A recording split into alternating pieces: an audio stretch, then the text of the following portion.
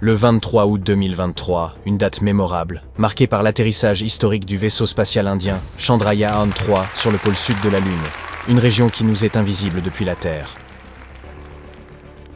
Pourquoi cette zone lunaire intrigue-t-elle tant les scientifiques? La réponse réside dans son trésor caché, de la glace lunaire. Ce secteur est supposé en contenir davantage que le pôle Nord. L'enthousiasme des scientifiques est donc compréhensible. Cette glace constitue une précieuse source d'eau gelée, essentielle pour établir une base lunaire permanente, voire même pour alimenter des missions à destination de Mars. Les scientifiques connaissent l'existence de cette glace depuis plus de 2 décennies, depuis qu'une sonde spatiale de la NASA est tombée dessus par accident au cours d'une mission. Puis, en 2018, l'agence spatiale a partagé ses conclusions et confirmé avec certitude l'abondance d'eau dans le pôle sud lunaire. Imaginez les futurs colons lunaires exploitant cette ressource afin de soutenir la vie dans ce désert spatial aride. Par ailleurs, en décomposant l'eau en oxygène et en hydrogène, nous pourrions obtenir de l'air et du carburant pour fusées.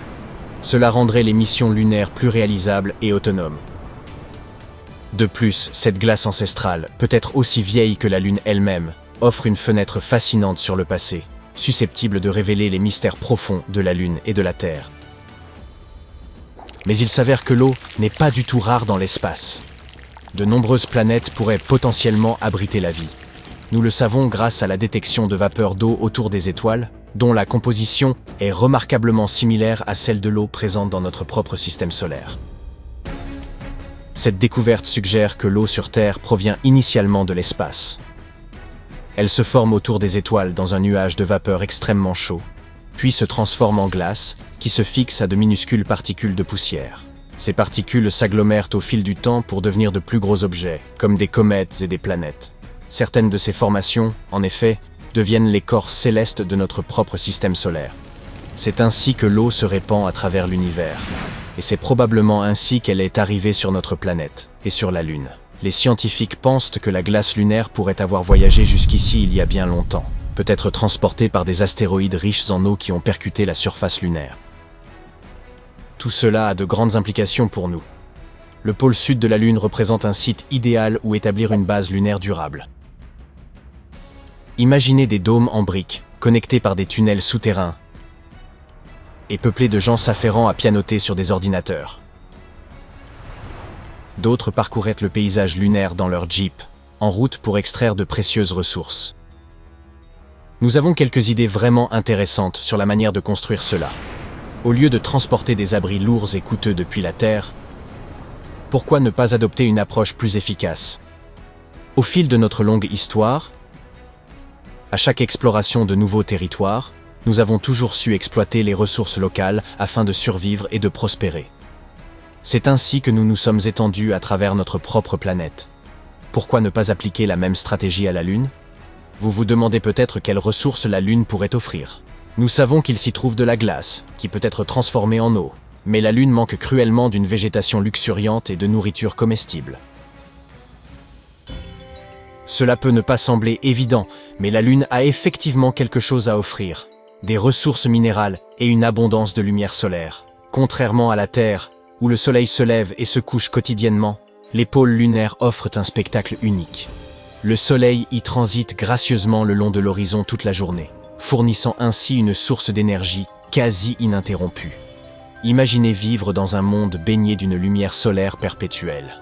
Les panneaux solaires vont adorer. Et moi, peut-être pas autant. Par ailleurs, nous pouvons utiliser non seulement la lumière du soleil, mais aussi sa chaleur.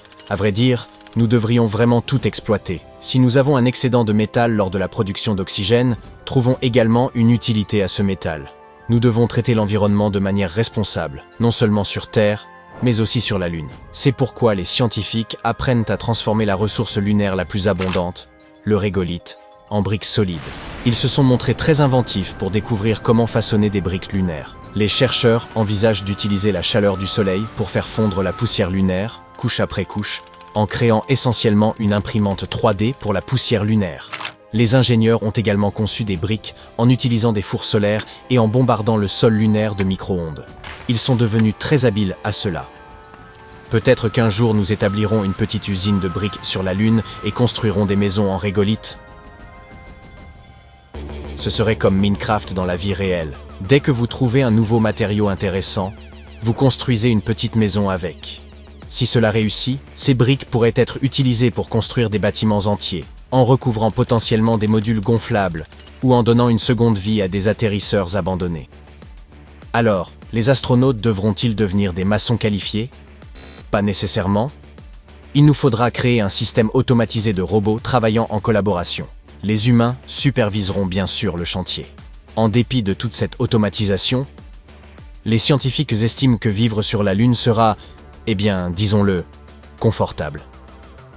Les plans pourraient inclure des quartiers d'habitation superposés ou des zones polyvalentes. Cependant, il y aurait également quelques défis à relever. Sur la Lune, les conditions sont extrêmement rigoureuses. Imaginez des températures brûlantes pouvant atteindre jusqu'à 100 degrés Celsius pendant la journée et chutant à un glacial moins 290 degrés la nuit. Il n'y a pas que le climat qui pose problème. La Lune est constamment exposée aux radiations solaires, aux rayons cosmiques et aux impacts de micrométéorites. Tous ces facteurs usent progressivement tout ce qui se trouve à sa surface. Un autre grand défi est la poussière lunaire. Sur la Lune, il n'y a pas d'air à respirer, et cette poussière peut causer de graves problèmes. Ce n'est pas une poussière ordinaire. Elle est extrêmement collante, et peut même provoquer des éternuements et des larmoiements chez les astronautes, comme une sorte de rhume des foins lunaires. De plus, elle peut endommager les équipements et les combinaisons spatiales. Ce n'est pas une chose à prendre à la légère. Les scientifiques ont découvert que cette poussière était produite lorsque des météores frappaient la Lune, créant ainsi de minuscules particules et des éclats de verre tranchants. Elle est toxique, et ces petites particules peuvent flotter dans la faible gravité lunaire, rendant la respiration difficile. Contrairement à la Terre, la Lune n'a ni vent ni pluie pour nettoyer cette poussière. Les chercheurs s'attellent donc à ce problème pour découvrir comment empêcher cette nuisance de compromettre leur mission. Il y a plus à cet havre lunaire qu'il n'y paraît. Les scientifiques souhaitent également explorer les mystères des ondes électromagnétiques à basse fréquence présentes là-bas. Ces ondes sont des murmures provenant des confins de l'univers. Des signaux insaisissables qui nous sont restés cachés depuis la nuit des temps. Jusqu'à présent, nous n'avons capté qu'une cacophonie de bruits de fond radio. Mais sur la face cachée de la Lune, nous pourrons enfin les enregistrer et les étudier. Étudier ces ondes aidera les chercheurs à dévoiler les secrets des origines de l'univers.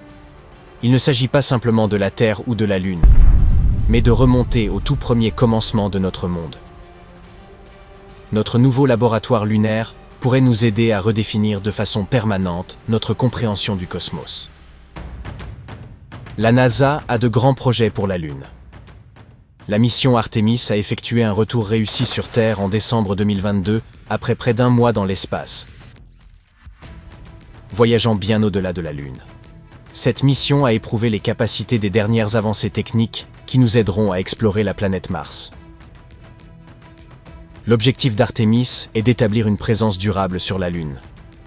La NASA ambitionne de créer une passerelle, comme une station spatiale en orbite autour du satellite, pour faciliter les atterrissages. Il est prévu qu'Artemis 2 transporte des astronautes en orbite lunaire en 2024. Et lors d'Artemis 3, qui devrait avoir lieu au milieu de la décennie, 2 astronautes se poseront près du pôle sud de la Lune.